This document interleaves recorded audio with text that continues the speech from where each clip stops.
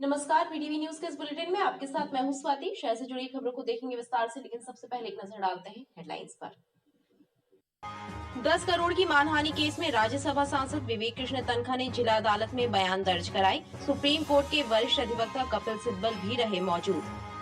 गायत्री मंदिर के पास भोलानगर में स्थित बाल सुधार गृह की जमीन को जिला प्रशासन ने मुक्त कराया। जमीन पर काबिज परिवारों को हटाने की कार्यवाही की गई। कब्जाधारी परिवारों को चाटी गांव में किया गया विस्थापित। और जबलपुर मुख्य रेलवे स्टेशन पर आरपीएफ और आयकर विभाग ने 1.25 करोड़ का सोना पकड़ा। हावड़ा से जबलपुर सोना लेकर आए थे 2 युवक। शक्तिपुंज एक्सप्रेस के B2 कोच में सवार युवकों से बरामद हुआ सोना। आयकर विभाग ने शुरू की मामले की जांच। देश के प्रधानमंत्री नरेंद्र मोदी के मन की बात कार्यक्रम के 100वें एपिसोड का रविवार 30 अप्रैल को प्रसारण होने वाला है। इस एपिसोड को यादगार बनाने की तैयारी चल रही है। पार्टी की तरफ से इस कार्यक्रम को सफल बनाने का जिम्मा जनप्रतिनिधियों और पार्टी के कार्यकर्ताओं को सौंपा गया। 30 अप्रैल रविवार को रेडियो पर प्रधानमंत्री नरेंद्र मोदी के मन की बात कार्यक्रम के 100वें एपिसोड का प्रसारण होगा। इस एपिसोड को यादगार बनाने के लिए सरकार और बीजेपी ने कमर कस ली है। पार्टी की तरफ से सार्वजनिक स्थानों पर पार्टी कार्यकर्ताओं, नेताओं, सांसदों और विधायकों को आम जनता के साथ 100वें एपिसोड का प्रसारण सुनने कहा गया है। जबलपुर सांसद राकेश सिंह ने मन की बात कार्यक्रम और 100वें एपिसोड के प्रसारण को लेकर मीडिया से चर्चा की। उन्होंने बताया कि 30 अप्रैल को जबलपुर में मानस भवन प्रांगण में वह जबलपुर के प्रबुद्ध जनों के साथ मन की बात कार्यक्रम के 100वें एपिसोड का प्रसारण सुनेंगे। इसके अलावा शहर और ग्रामीण क्षेत्रों में पार्टी के अन्य पदाधिकारी, विधायक सभी अलग अलग स्थानों पर उस इलाके के बुद्धिजीवियों और गणमान्य लोगों की उपस्थिति में 100वें एपिसोड का प्रसारण सुनेंगे।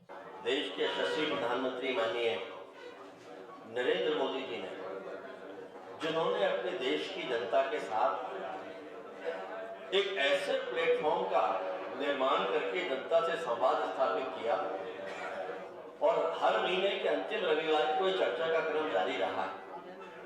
कल 30 तारीख को 100वां संस्करण इसका प्रसारित होने जा रहा है और पूरे देश में भारतीय जनता पार्टी के कार्यकर्ता जनता के साथ मिलकर अलग अलग स्थानों पर इस संस्करण को देखने और सुनने वाले कि मन की बात देश के भीतर आज एक ऐसा सशक्त माध्यम बन गया है कि विभिन्न पीढ़ी के लोग देश के कश्मीर से लेकर कन्याकुमारी तक इस बात की प्रतीक्षा करते हैं कि मन की बात का प्रसारण कब होगा।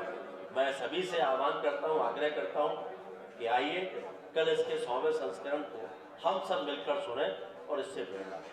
मन की बात कार्यक्रम का पहला प्रसारण वर्ष 2014 में 3 अक्टूबर को हुआ था। तब से लेकर अब तक प्रसारण में सेल्फी विद डॉटर, घरेलू खिलौनों को प्रोत्साहन और कोविड के समय प्रधानमंत्री की अपील बेहद कारगर और सफल साबित हुई है। जिला प्रशासन और पुलिस विभाग की संयुक्त टीम ने शनिवार को गायत्री मंदिर के पीछे भोलानगर में शासकीय जमीन पर बसे परिवारों से भूमि खाली कराने की कार्रवाई।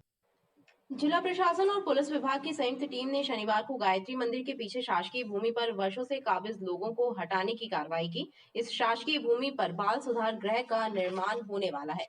शासन प्रशासन का अमला मौके पर पहुंचा और झुग्गियों में रहने वाले परिवारों को विस्थापित करने की कार्रवाई शुरू की। इन परिवारों को महाराजपुर बाईपास के पास चाटी गांव में विस्थापित किया जा रहा है। प्रशासन के अमले ने वाहनों से इन परिवारों के गृहस्थी का सामान पहुंचाने की व्यवस्था की थी। कार्रवाई के दौरान एसडीएम और पुलिस के अधिकारी पुलिस बल के साथ मौके पर मौजूद रहे। जुडिशरी में महिला एवं बाल सुधार गृह के नाम से ये है अलॉटेड। यहाँ पे लगभग जो है 100 परिवारों ने कब्जा जो है अस्थायी रूप से लंबे समय से किया हुआ है। इन्हें हम लोग जो है चाटी विस्थापित कर रहे हैं। पहले इनका जो है विरोध काफ़ी था, परंतु इन्हें जो है व्यवस्थित हम लोग विस्थापित कर रहे हैं। वहाँ इन्हें एक निर्धारित जो है लेआउट बना के जमीन के पट्टे वगैरह के हिसाब से उन्हें स्थायी रूप से जो है विस्थापित किया जा रहा है।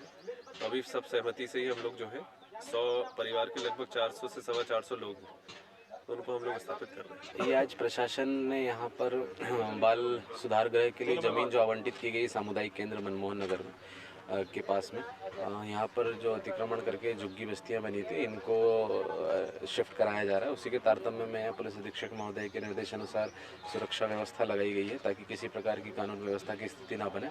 तो शांतिपूर्वक इनका विस्थापन कराया जा रहा है। 4 थानों का बल यहाँ पर लगाया गया है।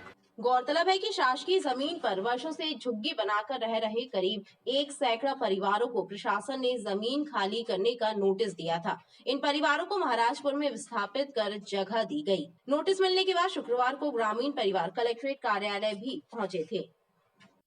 पुलिस परिवार परामर्श केंद्र में बीते 4 माह से पारिवारिक विवाद की 1200 शिकायतें दर्ज कराई गई हैं। इन शिकायतों में से मात्र 350 शिकायतों का आपसी समझौते के आधार पर निराकरण हुआ है।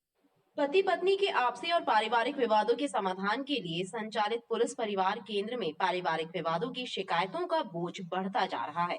बीते 4 माहों में ही पुलिस परिवार परामर्श केंद्र में पारिवारिक विवाद, पति पत्नी के आपसी झगड़ों और घरेलू हिंसा की 1200 शिकायतें दर्ज की गई हैं। इन शिकायतों में से मात्र 350 शिकायतों का निराकरण हुआ है। वहीं कुछ शिकायतों में विचार की प्रक्रिया तो कुछ शिकायतों में अपराध दर्ज हुए हैं। परिवार परामर्श केंद्र के परामर्शदाताओं का कहना है कि मौजूदा हालातों में छोटी छोटी बातों को लेकर गृह कलेश होना आम बात हो गई है। इससे घातक बात तो यह है कि पारिवारिक विवादों में पति पत्नी बच्चों को हथियार के रूप में इस्तेमाल कर रहे हैं, जो उनके भविष्य के लिए घातक बन रहा है। ऐसे मामलों में परामर्शदाता आपसी समझौते से विवादों को निपटाने का प्रयास कर रहे हैं। जनवरी से अभी तक 1200 पारिवारिक विवादों के समाधान का प्रयास किया गया है। पुलिस परिवार परामर्श केंद्र प्रत्येक विवाद का तुलनात्मक अध्ययन करता है, विवाद के कारणों की अध्ययन करता है और ये प्रयास करते हैं कि विवाद की मुख्य समस्या देखी जाए और उसका निराकरण किया जाए और पति के खिलाफ महिला थाने में शिकायत में जोर हो जाए। इसलिए बच्चों को इस्तेमाल करना एक बहुत घातक और समाज के लिए तकलीफदेह स्थिति बनती जा रही है। ये प्रयास कर रहे हैं कि बच्चे सुखद हों, बच्चों का परिवार में विवाद में स्थिति जटिल न होने पाए। लगभग 1200 मामलों में 350 मामलों में समझौता हो गया है। कुछ मामलों में दोनों ने विचार करने का समय मांगा है, कुछ में अपराध दर्ज हुआ है और कुछ मामले विचाराधीन हैं। परिवार परामर्श केंद्र में अब महिलाओं के साथ ही पुरुष भी शिकायतें दर्ज करा रहे हैं। पारिवारिक विवादों में पतियों की शिकायतों की संख्या ज्यादा है। सुप्रीम कोर्ट के वरिष्ठ अधिवक्ता कपिल सिब्बल का जबलपुर आगमन हुआ। कपिल सिब्बल जस्टिस तनखा मेमोरियल स्कूल में दिव्यांग बच्चों से मिलने पहुंचे। इस दौरान बच्चों ने उनका स्वागत किया और सांस्कृतिक कार्यक्रमों की प्रस्तुतियां दी। उच्चतम न्यायालय के वरिष्ठ अधिवक्ता कपिल सिब्बल का जबलपुर आगमन हुआ। कपिल सिब्बल ने जस्टिस तनखा मेमोरियल स्कूल में दिव्यांग बच्चों से मुलाकात की। इस दौरान उन्होंने अपने उद्बोधन में कहा कि जस्टिस तनखा मेमोरियल के बच्चों ने उनका दिल जीत लिया। उन्होंने अपने उद्बोधन में जस्टिस तनखा मेमोरियल स्कूल के माध्यम से दिव्यांग बच्चों के लिए किए जा रहे सेवा कार्यों की सराहना करते हुए कहा कि दिव्यांग बच्चों की सेवा से बेहतर कोई कार्य नहीं है। इसकी शुरुआत की है, मैं समझता हूँ कि इससे बेहतर समाज में कोई और काम कर नहीं सकता।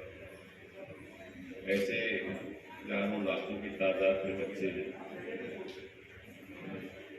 और ऐसी जगह से हम उनको होनहार बना सकते हैं, कोई हुनर सिखा सकते हैं ताकि आगे बढ़ के वो अपने पैरों पर खड़े हो। इसके पूर्व दिव्यांग बच्चों और स्कूल स्टाफ ने वरिष्ठ अधिवक्ता कपिल सिब्बल का आत्मीय स्वागत किया। कार्यक्रम के दौरान बच्चों ने सांस्कृतिक कार्यक्रमों की प्रस्तुति दी। इस दौरान राज्यसभा सांसद विवेक कृष्ण तनखा, बलदीप सिंह मैनी सहित समाज सेवी और स्कूल के शिक्षक शिक्षिकाएं मुख्य रूप से मौजूद रहे। 10 करोड़ की मानहानि के मामले में राज्यसभा सांसद विवेक कृष्ण तनखा ने शनिवार को जबलपुर की जिला अदालत में अपने बयान दर्ज कराए। राज्यसभा सांसद विवेक कृष्ण तनखा की तरफ से पैरवी करने वरिष्ठ अधिवक्ता कपिल सिब्बल उनके साथ जिला अदालत पहुंचे। गवाही के बाद सुप्रीम कोर्ट के वरिष्ठ अधिवक्ता कपिल सिब्बल ने मीडिया से चर्चा करते हुए कहा कि मानहानि मामले में जिला अदालत में राज्यसभा सांसद विवेक कृष्ण तनखा की गवाही हुई है। 10 करोड़ की मानहानि मामले में शनिवार को जिला अदालत में राज्यसभा सांसद विवेक कृष्ण तनखा ने अपने बयान दर्ज कराए। विवेक तनखा की तरफ से मामले की पैरवी करने सुप्रीम कोर्ट के वरिष्ठ अधिवक्ता कपिल सिब्बल भी जिला अदालत पहुंचे थे। गवाही के दौरान राज्यसभा सांसद विवेक कृष्ण तनखा की ओर से जिला अदालत को बताया गया, मध्य प्रदेश में निकाय चुनाव के दौरान ओबीसी आरक्षण मामले पर सुनवाई के बाद बीजेपी के नेताओं ने बिना तथ्यों को जाने उन पर गंभीर आरोप लगा दिए, जिससे उनकी छवि पूरे देश में धूमिल हुई है। विवेक कृष्ण तनखा ने कहा, मुझे पूरे देश में ओबीसी विरोधी बताया गया, जबकि सुप्रीम कोर्ट में मैंने जो याचिका दायर की उसमें मैंने ओबीसी आरक्षण या ओबीसी से संबंधित कोई बात नहीं कही थी। मैंने सिर्फ ये कहा था कि पंचायत चुनाव संवैधानिक प्रक्रिया के तहत होना चाहिए। गवाही पूरी होने के बाद विवेक तनखा ने कहा कि अदालत में मेरा स्टेटमेंट पूरा हो चुका है, कोर्ट ने मेरी बात विस्तार से सुनी है। विवेक तनखा साहब का स्टेटमेंट रिकॉर्ड हुआ है। जो मानहानि का मुकदमा हमने 3 लोगों के खिलाफ किया है, उसके बारे में स्टेटमेंट रिकॉर्ड हुआ है और आज के दिन की कार्रवाई खत्म हुई। मेरा स्टेटमेंट आज रिकॉर्ड हो गया है। कपिल सिब्बल जी ने मुझे लीड किया और कोर्ट ने विस्तार से मेरी बात सुनी है और सब बातें लिख ली है। ठीक है, प्रेस कॉन्फ्रेंस में बाकी सवाल पूछ लिए गए। मेरे साथ जो गलत हुआ है उसके लिए मैं आज न्यायालय में गुहार लेके आया हूं कि मेरे साथ न्याय होना चाहिए और किसी भी अधिवक्ता या किसी भी व्यक्ति के साथ ऐसा गलत नहीं होना चाहिए। गौरतलब है कि पंचायत चुनाव में अन्य पिछड़ा वर्ग को 27% आरक्षण सुप्रीम कोर्ट द्वारा रद्द करने का आदेश आने के बाद बीजेपी नेताओं ने तनखा को ओबीसी विरोधी बताया था। साल 2021 में सुप्रीम कोर्ट ने पंचायत चुनाव में 27% ओबीसी आरक्षण पर रोक लगा दी थी। इस दौरान विवेक तनखा ने याचिकाकर्ताओं की ओर से पंचायत और निकाय चुनाव में रोटेशन और परिसीमन को लेकर पैरवी की थी। बीजेपी नेताओं की तमाम बयानबाजी के बाद विवेक तनखा द्वारा मुख्यमंत्री शिवराज सिंह चौहान, प्रदेश भाजपा अध्यक्ष वीडी शर्मा और मंत्री भूपेंद्र सिंह के खिलाफ 10 करोड़ की मानहानि का नोटिस भेजा गया। पीड़ित मानवता और जनसेवा के उद्देश्य को लेकर मदन महल आमनपुर में शनिवार को निशुल्क नेत्र रोग जांच शिविर लगाया गया। इस शिविर के माध्यम से नेत्र रोग विशेषज्ञों ने नेत्र रोगियों की निशुल्क जांच की और उन्हें उचित परामर्श प्रदान किया। जनसेवा और पीड़ित मानवता की सेवा के उद्देश्य से आमनपुर क्षेत्र में नेत्र रोगियों के लिए निशुल्क नेत्र रोग परीक्षण शिविर लगाया गया। इस शिविर में नेत्र रोग विशेषज्ञ डॉक्टर पवन स्थापक सहित नेत्र रोग चिकित्सकों ने नेत्र रोगियों की निशुल्क जांच की और उन्हें उचित परामर्श भी प्रदान किया। शिविर के माध्यम से मोतियाबिंद, कांचियाबिंद के मरीजों को चिन्हित किया गया, जिनका भविष्य में ऑपरेशन भी कराया जाएगा। कालीधाम नर्सिंग वार्ड में आज एक ये नेत्र शिविर का आयोजन किया जा रहा है, जिसमें अमित मिश्रा जी और इनके सहयोगी लोगों के द्वारा इस शिविर का आयोजन किया जा रहा है, जिसमें कि मरीजों का पंजीयन शुरू हो गया है। काफ़ी ज़्यादा तादाद में मरीज यहाँ पर दिख रहे हैं, जिनका चश्मे का नंबर जांच किया जा रहा है। इसके अलावा जिनको दवा की ज़रूरत है, दवा का वितरण किया जाएगा। इसके अलावा जिन मरीजों का यहाँ पर सिलेक्शन होगा ऑपरेशन के लिए, जिनका चयन होगा, उनको दादा वीरेंद्रपुर जी नेत्र संस्थान देवजी नेत्रालय तिलवारा घाट में निःशुल्क रूप से उनका नेत्र का ऑपरेशन किया जाएगा। निःशुल्क रूप से उनको भोजन, दवा, चश्मा सब प्रदान किया जाएगा। उद्देश्य एक है जीते जीते रक्तदान, जाते जाते नेत्रदान का एक सिंपल उद्देश्य हम लेके चल रहे हैं। मैं आभारी हूँ शहर के महापौर आदरणीय श्री जगत बहादुर सिंह अन्नू भैया का, इनका विशेष मार्गदर्शन प्राप्त हुआ शिविर में। इसमें जांच शुरू है, डॉक्टर अपना काम कर रहे हैं और शिविर बहुत शानदार रूप से चल रहा है। शिविर में बड़ी संख्या में लोग पहुंचे और नेत्र संबंधी बीमारियों का परीक्षण कराकर विशेषज्ञों से परामर्श प्राप्त किया। शिविर में 200 से ज्यादा मरीजों के नेत्रों का परीक्षण किया गया। चर्च ऑफ नॉर्थ इंडिया के पूर्व चेयरमैन बिशप पीसी सिंह को ईडी ने विशेष न्यायालय में पेश करने के बाद न्यायालय के निर्देशों पर केंद्रीय जेल जबलपुर भेज दिया है। ईडी की टीम बर्खास्त बिशप पीसी सिंह को गिरफ्तार करने के बाद पूछताछ के लिए भोपाल ले गई थी, जहां 14 दिनों तक पूछताछ करने के बाद पीसी सिंह को न्यायालय में पुनः पेश किया गया था। चर्च ऑफ नॉर्थ इंडिया के बर्खास्त चेयरमैन बिशप पीसी सिंह को ईडी की टीम ने विशेष न्यायालय में पेश करने के बाद न्यायालय के निर्देश पर सेंट्रल जेल जबलपुर भेज दिया है। भोपाल में 14 दिनों तक ईडी की टीम ने बर्खास्त बिशप पीसी सिंह से पूछताछ की। पूछताछ में पीसी सिंह के काले कारनामों का खुलासा होने की बात सामने आई है। बर्खास्त बिशप ने सीएनआई की कई बेशकीमती जमीनों को खुर्द-बुर्द करने की कोशिश की और अपने फायदे के लिए उन्हें बेकार बताकर प्राइवेट संस्थानों को किराए पर दे दिया। ईडी की टीम को जांच में अहम दस्तावेज मिले हैं, जिनकी जांच की जा रही है। ईडी की टीम बीते 13 अप्रैल को पीसी सिंह को जबलपुर से गिरफ्तार कर पूछताछ के लिए भोपाल ले गई थी।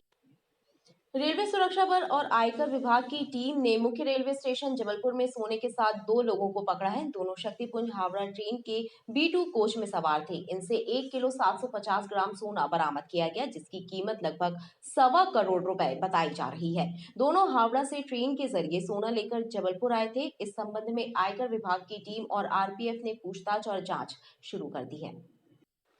आरपीएफ और आयकर विभाग की संयुक्त टीम ने जबलपुर मुख्य रेलवे स्टेशन पहुंची गाड़ी संख्या 11448 शक्तिपुंज एक्सप्रेस के एसी कोच B2 में सवार 2 लोगों को लगभग 1.25 करोड़ रुपए कीमत के 1 किलो 750 ग्राम सोने के साथ पकड़ने में सफलता हासिल की है। आयकर विभाग और आरपीएफ की टीम ने संयुक्त रूप से इस ज्वाइंट ऑपरेशन को अंजाम दिया।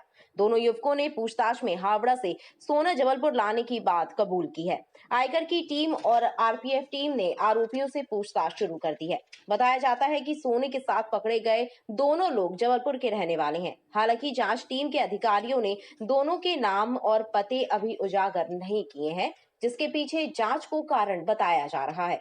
आरपीएफ के अधिकारियों ने बताया कि उन्हें पूर्व से ही ट्रेन से सोना लाए जाने की जानकारी मिली थी, जिसके बाद आयकर विभाग रेवेन्यू की टीम के साथ ज्वाइंट ऑपरेशन चलाकर सोने के साथ 2 लोगों को शक्तिपुंज एक्सप्रेस के B2 कोच से पकड़ा गया, जिन्होंने प्रारंभिक पूछताछ में हावड़ा से सोना लाने की बात बताई। पहले से सूचना थी कि गाड़ी संख्या 11448 शक्तिपुंज एक्सप्रेस में हावड़ा से जबलपुर सोना आ रहा है। सूचना पर जो इनकम टैक्स रेवेन्यू टीम और आरपीएफ की संयुक्त टीम के द्वारा गाड़ी को जबलपुर स्टेशन पर चेक किया गया।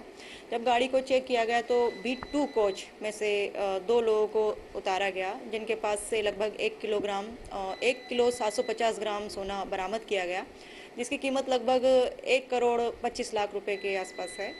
और जांच के लिए जो रेवेन्यू टीम है उन दोनों व्यक्तियों को अपने साथ लेकर के गई हुई है और आगे की जांच जो है उन्हीं के द्वारा की जा रही है। आरपीएफ की टीम ने दोनों को आयकर विभाग के सुपुर्द किया है। ऐसा कहा जा रहा है दोनों सोना लेकर जबलपुर में सराफा व्यापारियों को बेचने की फिराक में थे। हालांकि इस संबंध में जांच की जा रही है। खबरें लगातार जारी हैं, आप देखते रहिए BTV न्यूज।